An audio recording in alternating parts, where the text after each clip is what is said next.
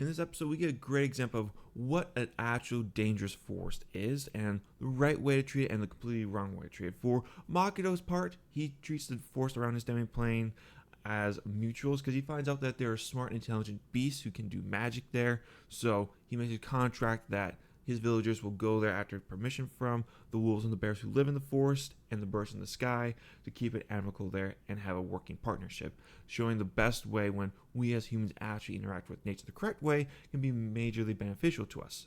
Versus later on in the episode, Makoto, when he returns back to university, he not only finds out he has students who are going back into the forest to fight the Drake, which he's okay with, but that there's been a massive horde that's gathered around that forest that's very unusual, and he finds out that there's been a ritual cast by some Demon Clan members who are creating an organization to fight against the Demon King for some reason. I really hope we get some clarification on that later on, because the Demon King apparently is a great Demon King, so I don't really get the point of their organization, but that's definitely going to be a plot thread for later on in the series, so I'm looking forward to hearing what their full explanation is here. But this scenario shows that if you disrespect nature, if you just are using it to your own ends and are just making it dangerous, you can make it more dangerous, but it's just more unruly then. Like, you don't know where this loaded guns are going to fire, and you just don't really care. Perfect example of this. Let's say if just some crazy person took a box of pythons and went down to Florida Everglades and just dumped them in there just because they disliked the rednecks and were like, well, this would take them out. That's kind of what we have going on here. Just someone coming to an area, releasing dangerous creatures, hoping that doing so will cause greater harm and effect to the wider area. Now, in the fantasy shows, they don't really go and show the full-on native effects to the environment that such creatures would bring, but I do appreciate them at least showing that there's one form of nature conservation that's good, and the other side of it where people don't respect nature anymore can lead to major harm. Now, I'm not a major hippie when it comes to green stuff, but I do love national parks. I do love the green. I do love the stuff that is going on in nature. I love camping and all that. So I love that. But I also have a deep respect for nature and how dangerous it can be. And I feel like a lot of people just see it as not really a forest that's dangerous, but as a major garden that they can just go walk through and not really respect, which we get from the show of someone who actually understands the importance of nature and wanting to conserve it. Now, I personally enjoyed seeing the students coming back together and fighting that single Drake on their own just to prove to themselves that they can handle that kind of a beast and being out in the wilderness taking it on without any parental supervision on this, just really proving to themselves that they can really handle this. And Makoto giving them the trust and the space to help clean up nature and really prove their skills. I personally enjoyed that. It really showed how far they have come from the beginning of the season to this point. Now, also another part that we did learn is some actually history between Abigail and Jin. Now, apparently they are both scholar students, otherwise they wouldn't have been able to get into the academy. So they were a bit of a rivals for the first part of their stay here, and not really ever getting along. Now, what we learn about Abigail's story, though, is a bit of tragic. So apparently her mom died in a pandemic, and she's just alone now, so she's an orphan.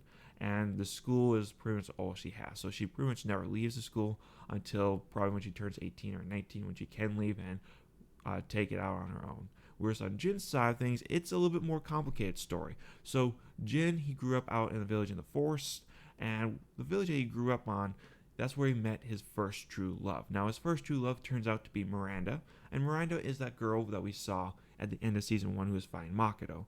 Now, Miranda, she just one day showed up and no one really knew what to do with her, so they kind of abused her a little bit. Now, they didn't physically abuse her or mentally abuse her, but her job was to go out to the surrounding areas and kill monsters. And Jin, he joined her on that task to clear up the village. Now, why would you make a little girl go out and do this dangerous task when you have full-grown men who are, very experienced hunters? Why aren't they doing that? Why are you saying this child? The only thing I can think about is that the village despises her and just want to get rid of her, but they never really say that. It's just that it's her job and she takes care of it. Now, one day they're exploring this one section of the forest where they find this abandoned workshop, and when they're investigating this abandoned workshop, Jin doesn't see anything all that interesting in it, but Miranda, for some reason, is transfixed on some documents on a table.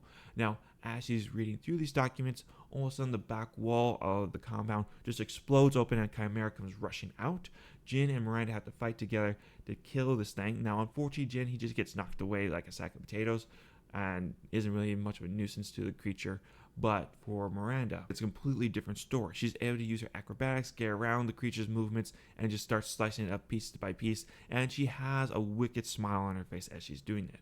And at the end of it, she finally slays the Chimera and is soaked in its blood. Now, Jin, he just is looking on at this and he just says, monster, naming her that, which causes her to flee and never return to the village. Jin, he deeply regrets calling her that. He wants to become stronger, and that's why he's in class for magicians and trying his hardest to become a better swordsman so he can stand on the same level as Miranda and apologize to her someday. So, not the best reasoning, but I've seen a lot worse reasons for characters doing something. So, and men have done dumber things in history. So, I'm willing to buy that is a good enough reason for Jin wanting to become the most badass swordsman he can be, to actually stand alongside her and work with her. So, I'm willing to buy that. And that was one of my more favorite scenes, is just getting a little more history and more depth to this wider world that we haven't really seen too much. You know, sometimes with characters, you don't really get a lot of their backstory on what makes them tick. I'm glad to see that the show's actually giving some of these side characters more of a character than just student A with sword and student B with magic. So I'm glad we're getting a little bit more explanation on that. I also really enjoyed seeing Makoto's fight with the Drakes with his full-on mana matter, just going ham at it, just really showing how protective this new form of magic he has. So when he ever does have to fight Miranda and her dragon companion again in the future, they're just going to get curb stomped. Like, I'm sorry, you're not going to defeat him. And the same thing goes for everybody else who goes against Makoto at this point. Like, Makoto was already an OP badass before this happened. Now you mixing the fact that he's completely invulnerable and no one can really get him unless you're probably like a god or something. Yeah, the man's gone OP, to say the least. Now, I would also like to say that I'd probably give this episode maybe a 7 ranking overall. I thought it was a good episode. I thought they did a lot of things great. Could you done a little bit more tweaking? I would prefer a little more explanation on the demon cults. Just saying that we're in a dark organization. This is what we do. This is why we're against the Demon King. I would have preferred a little more development there. Yes, we'll probably get that later on, but still, just seeing that right there, just like, you couldn't give us at least a little bit more, like, oh, well, the Demon King is a woman, so we're sexist and we're against that, so this is why we're doing this. Or, you know, our faction lost against the Demon King, and so now this is our way of rebelling, of getting more humans to hate the Demon King by creating these drakes and sending them forth. You know, just a little more explanation on that I would have preferred, in just my humble opinion. But you guys let me know what you think down in the comment section below. Leave a like and subscribe, and I'll catch y'all later. Bye.